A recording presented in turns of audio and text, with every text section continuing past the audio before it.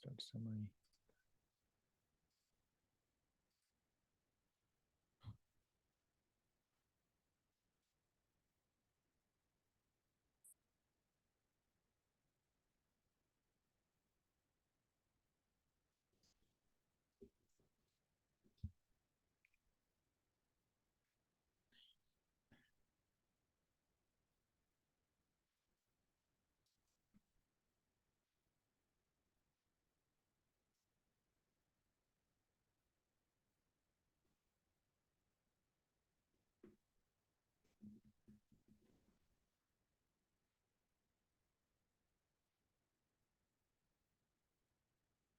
Good morning, Ken.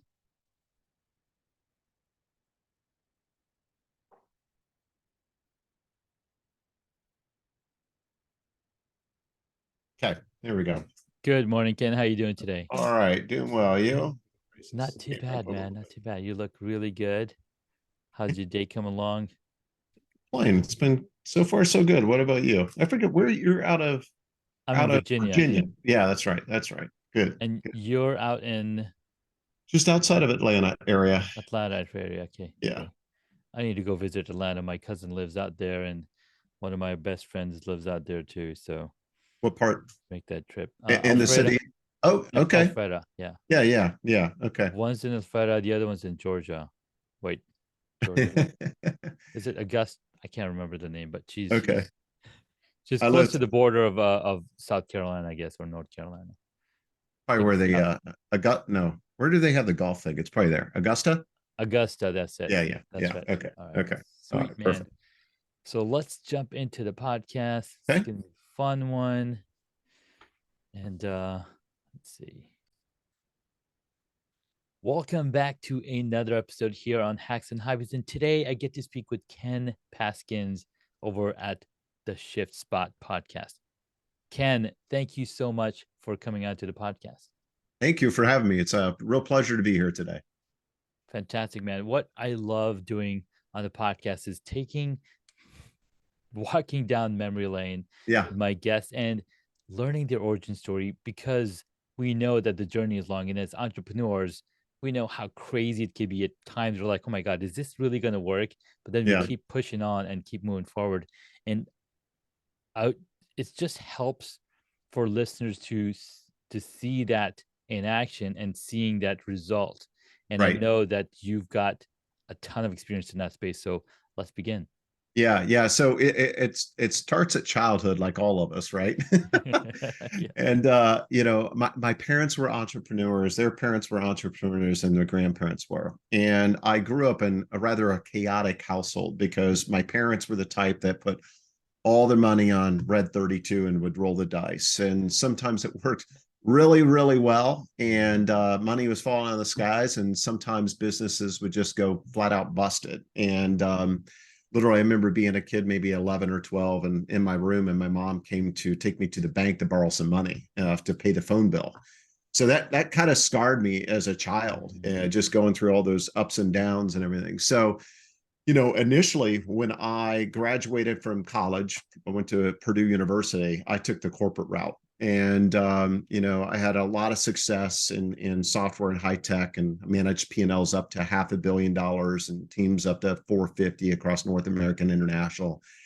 Did that for some time. And then I actually, after doing that, I dropped out of corporate America, got tired of traveling 150,000 miles a year, like a lot of guys in their 40s get tired of that route. And I started serving as a fractional CEO and COO, and dropping in, and I called myself a fixer and helping companies and owners that were struggling get to the next level.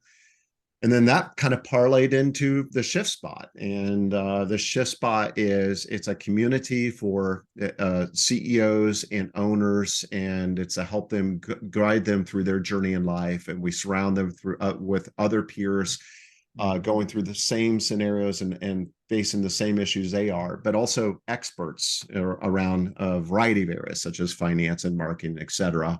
Yeah. And that's my passion. I want to go out and I want to help more entrepreneurs, where when I was serving as a fractional CEO, COO, I could only work with 1 to 3 clients at a time.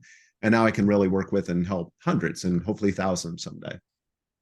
Man, that is such an amazing look into what inspired you to say, hey, they've been entrepreneurs, they must have a lot of fun with it, but I don't see that fun Yeah, translating into reality. So let me just go the traditional route that actually has a millions of people working in that space. Let's yeah, make that work for me. But then you saw yourself, hey, this is really fun, but now I want to go back and follow my bloodline and like, hey, I want to be an entrepreneur in a space where I've seen what works and yeah, I know that I can help others find that success in yeah. doing it the right way. Yeah, I was fortunate because I was groomed by a lot of great people and some great executive programs and worked at companies like Oracle and everything to help round me out. So, I guess it gave me more confidence once I did step out in the world and everything. And you probably know this, but my dad follows a lot of entrepreneur paths, and a lot of CEOs and entrepreneurs, they learn everything on the job themselves. And that's why new business failure rates are so hard. And you just think about it, it's daunting, but you create this great idea and then you have to teach yourself everything around leadership, and you got to teach Mhm. yourself finance and operations, and it's a struggle. So I'm fortunate to have that path and take that journey, if you will, and now to extend that and assistance to others. And that's really powerful. And as you using that 30-year of knowledge base to now help other entrepreneurs just stepping into the space like, hey, what do I need to do, how can I get to that next level? Like, well, here are literally a step-by-step process on how Yeah, you can achieve maximum efficiency with your company. yeah, yes, correct. Yeah. So as the company or that you launched the Shift Spot or became Shift Spot, what was the first action that you did of forming the company? Well, a lot of tedious work, as everybody knows, right? So, but just getting the right processes in place, getting the website built out, making sure we went through an entire alpha beta program to Mm-hmm. test out the idea and everything, which I think too few do. So we did take a very slow journey at first, and everything. And what the shift spot is today versus what it was during those phases are night and day. But Yeah. we tested it. We got a group of 10 CEOs that we know and ran them through it, and then we extended that out to an additional 10 for our beta, and then Mm, launched it live. But it's a lot of, I mean, anybody knows starting to start up yeah. takes a lot of hours, a lot of time, and there's a lot of tedious work, and it's a lot of hours too. No, you're absolutely right. And what I'm hearing you say is that you didn't build something in vacuum. You No, took that's correct. 10 people through the program to Yeah, make sure that you maximize the output that they were getting, the deliverables, so say, they were getting, yeah, plus filling in the gaps that you were like, oh, we missed this part. Let's fix this for the next cohort. Let's yeah. fix this for the next CEO that we work with.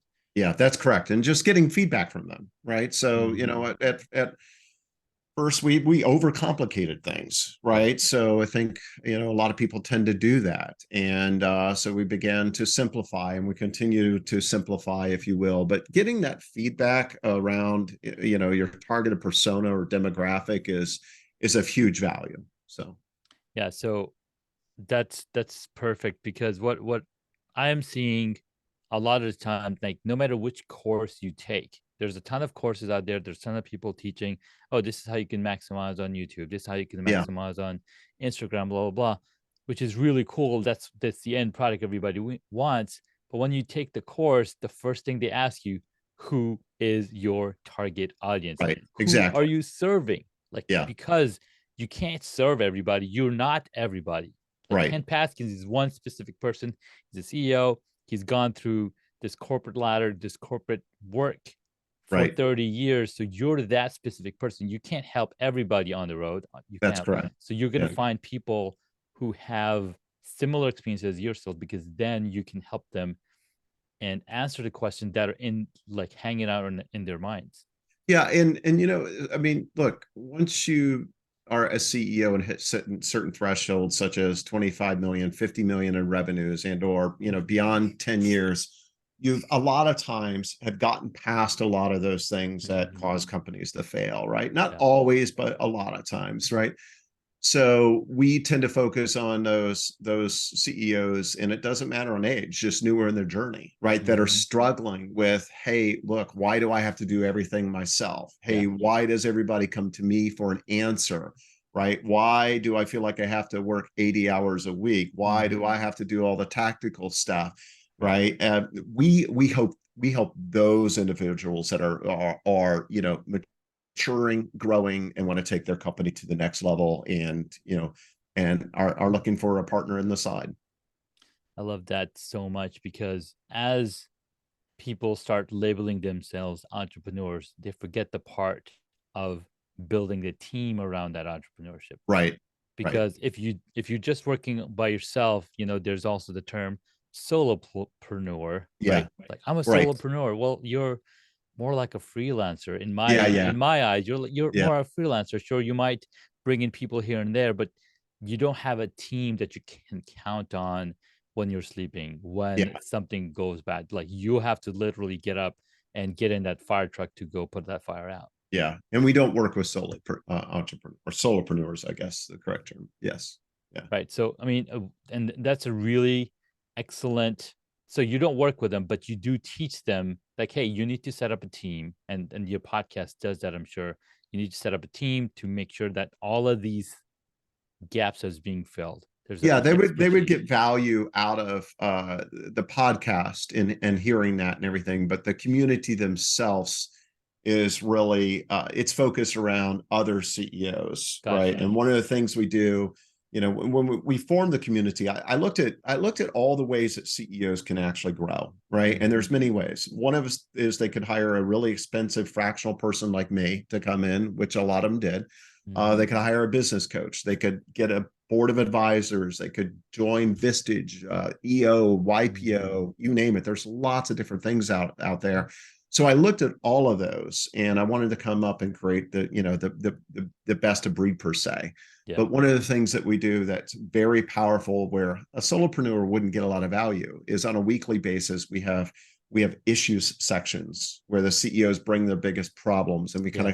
kind of borrow that from Vistage, and we help them solve those and problem shoot. So, but a solopreneur wouldn't gain the value out of that. So No, that's really good to understand who you're focusing on. It's CEOs, business owners, and entrepreneurs who already have a team, who's already working with a team, who's already made it a certain life. So you're further along in the journey than yeah, somebody who's just starting out. yeah, So but you're struggling. Something's missing, right? yes, And you yes, don't know what it is, right? So yes. I love that so much yeah, because uh as I'm starting my business, right? So I've been doing this for a while as a solopreneur or yeah, in a freelancer, so to say. I've been in corporate for a while. I've helped launch several different products and whatnot. But when you're going on your own, I'm like, "Oh, I need to have some kind of team in place so that I am not doing this day in, day out. I can right. take some time off and still make sure that the bills are paid, that the podcast is going out, that the work is getting done." Yeah. And the freedom you have, honestly, if you can step out, a lot of people use the term visionary, right? But if you can step out and start working on the business versus in the weeds, it's just amazing on the impact you can have on your company once you get to that point. And the creativity, just you get to see the battlefield at a completely new level. It's like playing Yeah. checkers versus playing chess per se. Mm. Or if you were to look at it from a different perspective, it's is instead of playing Call of Duty where you're in the dirt, you're Yeah. playing now the StarCraft where you see the entire board. Like, hey, Yeah, there you I'm go. setting a team over there, I'm setting a team over here, managing all the resources, everything is working. So you're basically managing an entire city as opposed to being on the ground doing the work. Yeah, I'll have to trust you there. Dude, which let me see. I'm trying to think about what other good questions we can bring on, and I'm drawing a blank right now because Um, Okay. this is a different. I mean, you're a totally different level of expertise than the people I've spoken with, and it's a good place to be because I'm challenging myself. Well, good. Good. I'm gonna pause recording for a minute. All right, Bina, clean this up because I had to pause that, but she's got this. Hey, Ken. So tell me, what are some of the common mistakes that you've seen business owners make? I mean, you've been doing this for so long. You've been helping a lot of CEOs uh, go from struggling and getting really creative and really successful. What are some of Yeah. those common mistakes? Yeah. So they're really all the focus areas that we work on in the shift spot. But one of those is just the basics of human capital, right? And what the HR components and functions are of their company and business, right? Another is a common thing is a lot of business owners tend to, when they approach a problem, they'll throw a lot of people at it and or Mm, bodies rather than utilize systems and processes. And then what I do see also is then when they get their arms around systems and process, then they tend to over engineer things, ah, right? So that's something I see. And then, you know, not understanding how to read your financials or leverage data to make great decisions, right? And know when to make investments and how to make those, right? mm, And then not knowing how to just elevate and delegate your staff, right? So you really yeah, should try to put yourself in a spot where you're focusing on your genius zones and what you're good at, and then surround yourself with others, trust them, set the right expectations, and let them go, right? So those are some common things that I've seen over the years. having that trust capability to be able to trust others to do the work that you've been Yeah, doing it for so long, right? yeah. Giving them tasks to do so they take ownership. I think that's a really powerful, and I love it. But trust is a two-way street, though. I can't just hire you and Mm, say, I trust you, go run with it, right? I've sure. got to set the right expectations. I've got to Yes. have those, I got to have a weekly check-ins with you. You've got to prove yourself that you're going to execute. And then the better that goes, the more I can give you trust and empower you in everything. So, Nice. So now that business owners have know what common mistakes to avoid, what would be some of the key things that companies can focus on to start scaling their company? yeah, And yeah. Yeah, so at the shift spot, we focus on some core areas. So human capital is one of them, and then mhm, leadership and management and what those differences are, such as leadership is setting a clear vision, having a journey and articulating that to your team. Management is establishing KPIs and the one-on-one and the weekly touch points and giving them the proper tools and resources to yeah. actually execute and do their job. We also just understanding the basics of sales and marketing. I mean, obviously revenue can solve a lot of problems. Mhm. Finance, we spend a lot of time in that area, understanding how to read a P&L, cash flow statements, and the benefits of that. And folks that are in our community we have CFOs in the community, we Mhm. have CMOs in the community, HR pros in the community that Yeah. assist them, and then operations, so systems and process. And one thing that's actually unique, and I wanted to do this, and as I stated earlier, we looked at all the different ways that CEOs can arm and get help out there. Yeah. One thing that's really unique about us is we also have a balance equation, right? So Mhm. we believe that to be the best business owner, you got to have a sound mind and sound body as well. So we also bring in experts to talk through that as well, health and other items as well. Mhm. But we're all about surrounding business owners that, 50 employees or less, 10 years or less of experience, grow and scale their business Yeah. in a healthy manner. I love that so much because without a proper healthy routine, you're not going to be able to, well, perform because you might crash. You Right, might right, be in, right. if and you're in the hospital and you have the system in place, well, your company is not going to do that well either. Yeah, yeah, yeah. How Go ahead, go ahead. No, go ahead. I was just going to say it's interesting too because a lot of companies, when you said hospital scenario, it reminded me that a lot of companies end up dying on a vine too at the end. Mm, Most business owners don't exit, right? And there's different stats out there, but I've heard 7% of all companies, do the owners end up exiting, selling, so their kids don't take it on, so when they pass, their right. business dies as well, right? But if you do Wow. these right things, yeah, if you do these right things as well, then you can create a machine with predictable revenue that you can eventually sell, right? Which is, what you should focus on. And I think too few people focus on that. I think that's a really powerful example because and the perfect, I mean, that's a perfect, sorry, that's a very powerful um advice, because if you look at the perfect example in the world right now to see where this system is still working Yeah, and didn't work at first, was at Apple. yeah, So when yeah, Steve Jobs left, the company started adding more and more products, and they kind of started going down yeah, because they didn't have that vision. They didn't have these systems in place. They didn't have the philosophy of what it means to build a product with your heart. yeah. And when they Agreed. brought when they brought Steve Jobs back, and we know exactly what the company is now with Yeah, almost 3 trillion, they're yeah. continuing to grow. He built a legacy that's going to last probably longer than most of us. Yeah, yeah, I would assume longer. Yeah, I agree. Yeah, Oh my God, that's so good.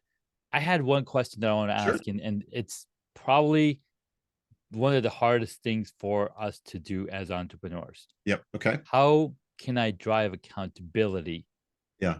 and get what I want? Because I don't know who would be somebody who will keep me accountable, but how does like one drive that piece? Yeah. Yeah. So it's interesting. So I've heard a lot of people get mad at other people because they're not holding them accountable, right? But I firmly believe that humans naturally want to be held accountable and Mm, do well and do good, specifically those that are in the workforce, right? Maybe the 48% that doesn't participate in the workforce, let's assume maybe they don't care, yeah. but but I believe they do. But it's up to us to help them do that. So Mm, one of the things you got to do is establish clear expectations, right? And constantly, go through what those expectations are. So one thing that I've always loved to do is with people that I've worked with is, hey, here are the top 10 rules of working with Ken, right? So show up to meetings on time. Don't mhm. come to me with problems, come to me with solutions, right? Yeah, And list that out and make sure that there's a cadence of accountability. Another thing is just like, don't want to get all political here, but sure. Reagan said, check, trust but verify, right? Mhm. So, once you do have that trusting relationship, verify the information. Another way to a tool to use is, and honestly, I've been shocked once I dropped out of corporate America and started working with business owners, how few do this. Have a weekly one-on-one with your direct reports and a very structured cadence to that weekly one-on-one Oh wow. and don't make it about, hey, what did you do for me this week? One thing people have always praised me in is when I end those meetings with them, I will ask them, what do you need from me this week? What's getting your way and how can I help you? And that goes a long ways in building Yeah. that two-way trust. And if somebody feels that their boss or their leader is there to actually help them, they're going to Mhm. give more and they're going to want to be held accountable. And it's Yeah. just like, I don't know if you have children, I have 3 daughters, and it's just like when the worst thing you can tell a kid is, I'm disappointed. Mhm. Right? And if you tell an employee that too, it Yeah. really hits them. Yeah, it Right. does. So, Yeah. so those are some things that you want to put in place, some just tips and tricks and best practices to help drive accountability. And as you've done that, if the person can't be accountable, right? Yeah. So they still ultimately have to, well, then that's on them. And then you've got Yeah. an employee problem, right? You have the wrong person in the wrong seat or a core value problem fit. So, I love it, man. Thank you so much. So this has been a ton of value for me and a ton of value for the listener as well, because as entrepreneurs, as somebody who's looking to build a business, looking to build a brand, looking to build a legacy, it is important to have these things in place so that you can exit safely. You can Yeah. have a legacy. You can have something to count on, as opposed to, hey, it dies when you die, almost um like your hobbies, right? Yeah, exactly. Yeah. Yeah. Yeah. It's not a hobby, it's a business. Yeah. Cool, Matt. Let's take a quick 5-minute break. And when we get back, you'll share 3 hacks with the Okay. audience that they can implement in their business today. Perfect. Looking forward to it. Hey guys, welcome back. We've been talking with Ken Paskins over at the Shift Spot podcast and company, helping CEOs and entrepreneurs make their businesses the best one ever possible. They've gone through a lot of different systems and seen what other people have been offering, what other companies have been offering, and they've built a system that literally fills the gaps for all of the things that you're doing. In fact, so much so that uh, Ken is offering 2 of these specific items for anybody listening. They can head on over to theshiftspot.com/gap and enter the code hacks and hobbies. 2 of the listeners will get this $5,000 value to basically analyze your business to make sure that you're not missing anything and you can do the best thing possible for your business. Thank you so much, Ken. Thank you. Appreciate it. You got it. All right, let's jump into the 3 hacks you have for the audience today. Yeah. So first one is, and hopefully this fits your category of hacks, but surround yourself with pros, right? And experts, and join something like this Shift Spot, join something else, get a coach, get an advisor.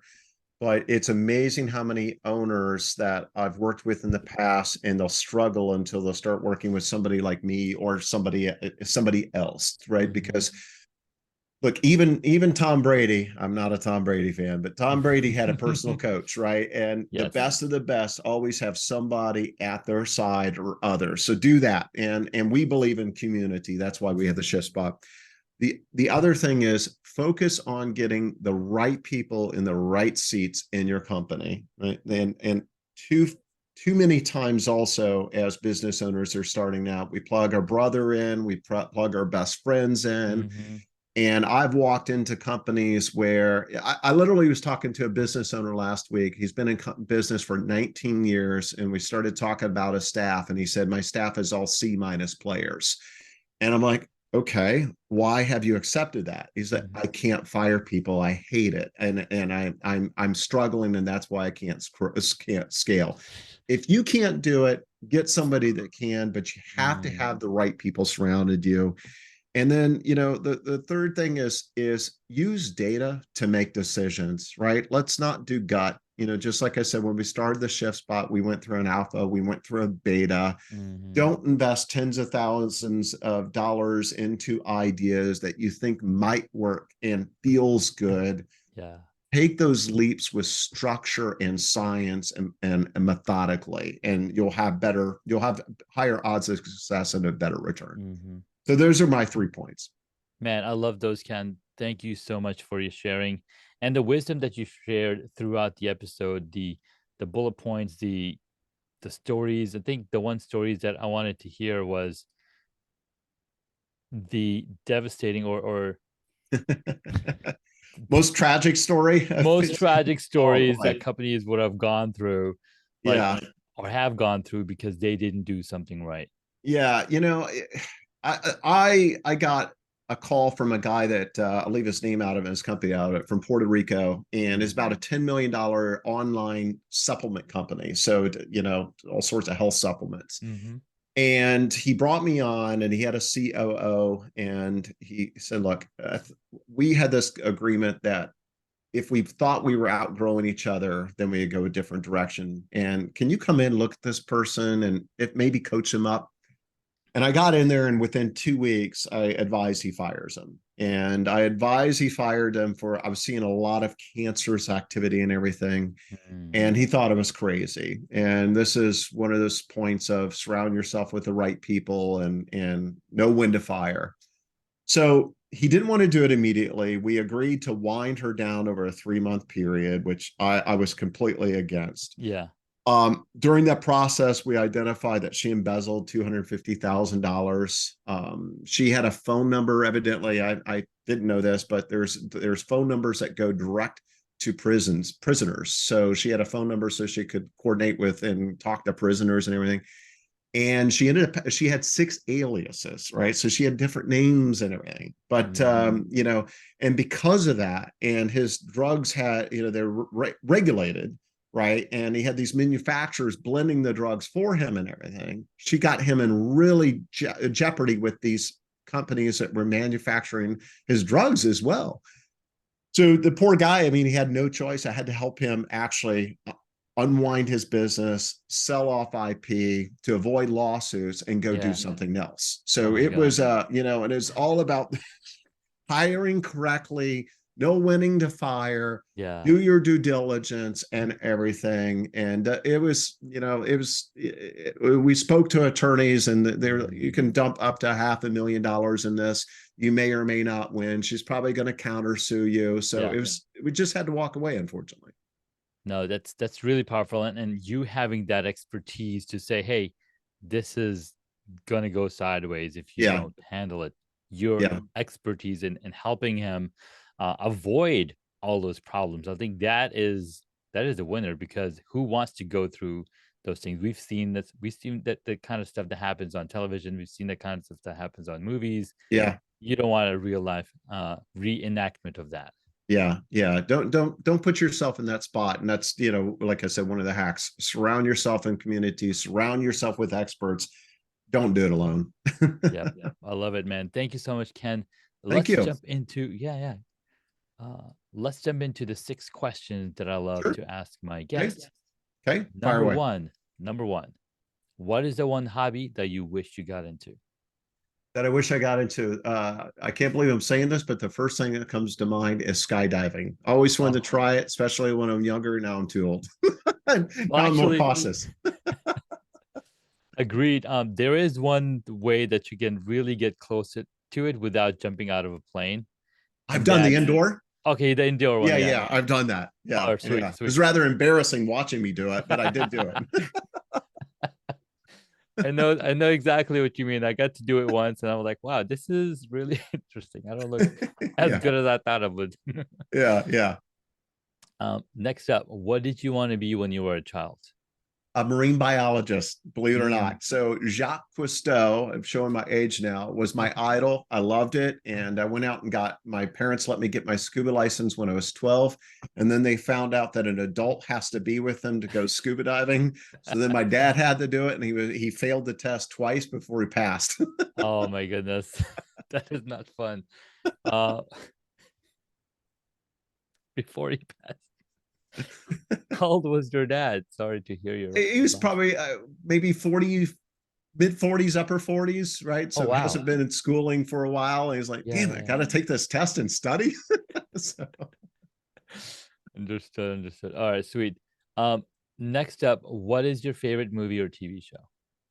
um, wow, favorite show now is Suits, right? Mm, So hmm. I'm addicted to that like everybody. I was at a barber about a month ago, and I heard everybody talking about it, and I've done, I think I'm in season 6, 7 right now, but I've Yeah, been binge watching it, and yeah, it's you're great. catching up. Hmm. Yeah, I'm catching up. I'm right where Mike just went to prison. So Okay. yeah, yeah. So Very cool. I like it. Next up, what movie would you choose if you got to play a character in it?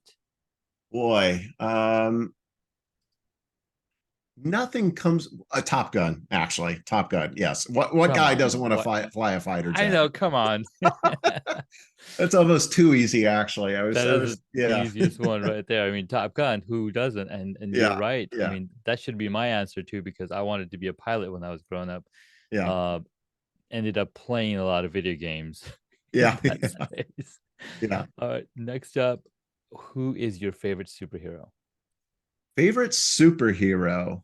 Boy, I'd have to say Superman. Yeah, I've never really put thought to that, but Superman. Yeah. Heart of gold, strong, powerful, can change, make the world go backwards and go, reverse time. I mean, what's not to love about Superman? That So, was the funnest thing to watch, to him going backwards around the yeah, planet yeah, to change time.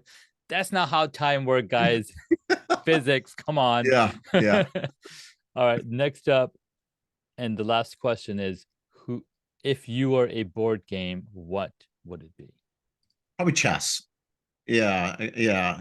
I'm strategic, calculated, methodical. I love playing chess, so I'd have to say probably not the most exciting game for most of your listeners, but probably chess. I love it. Chess is a fun game for sure. Yeah, Lots of strategy, and with the new show on Netflix, The Queen's Gambit, I think a lot of people have seen that. picked the Yeah, game back yeah, up. yeah, yeah. It's great. That's a great one too. Awesome. Well, thank you so much, Ken, for coming on and talking with us here. Where can my superpreneurs find you? Yeah, go to theshiftspot.com and all of our information's there. All of our other handles are there. And or if like I said, have your listeners go shiftspot.com/gap and plug in hacks and hobbies. And we'd love to do a free gap analysis for for two of them anyways. Fantastic. Thank you again, Ken. We'll catch you in the next episode. Thank you. Appreciate it. It's been fun. Fun all around.